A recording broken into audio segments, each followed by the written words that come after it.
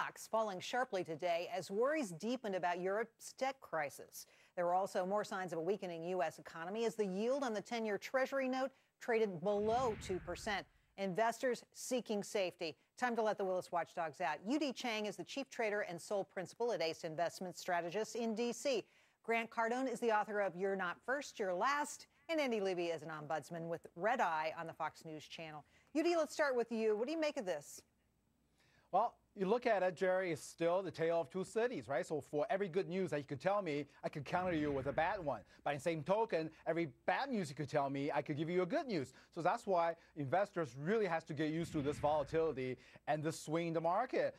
Although I think psychologically, we really feel pretty bad about this economy. There's no job creation, right? Real estate prices are depressed. Global economy, economic recoveries are slowing down. So it's all bad. But if you look at real data, GDP is still growing at about 1.5%.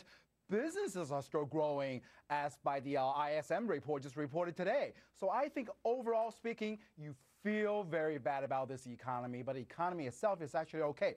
Buy low, sell high. I know it's the easiest. Sounds easy. Nobody ever does that. All right, Grant, to you. Look, good news, bad news. Look, the reality is individual investors don't want to invest in stocks. They've been pulling money out of stock mutual funds all year long. A real crisis of confidence. What do you? Yeah, they've been beaten up, and it's this uncertainty. The stock market does not like uncertainty. So any company that is dependent upon good news or an expanding economy, you wouldn't want to invest in right now.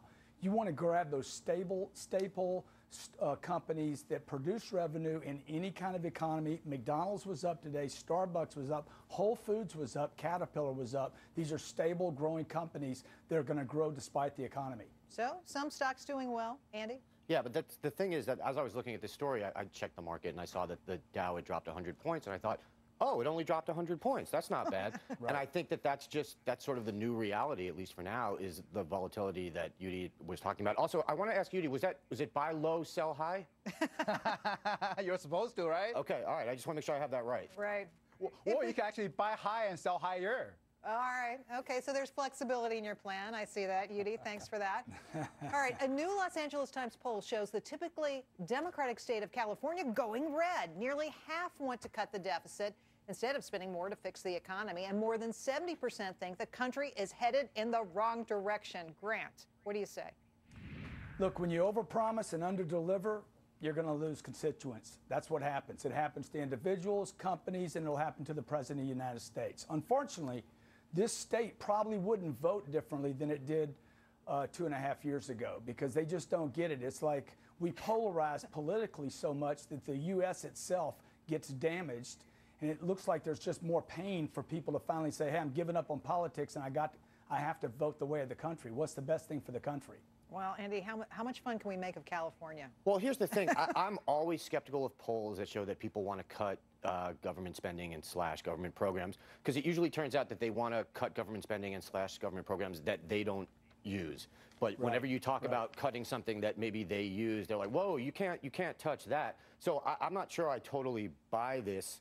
I think the interesting news here is that I think it was 50% to 37% of the Republican surveys said that they would prefer a candidate in 2012 who agrees with them on most issues, even if it means a lesser chance of beating Obama. I think that might bode well for someone like Rick Perry over, say, Mitt Romney. All right, Yu-Dee, what do you say?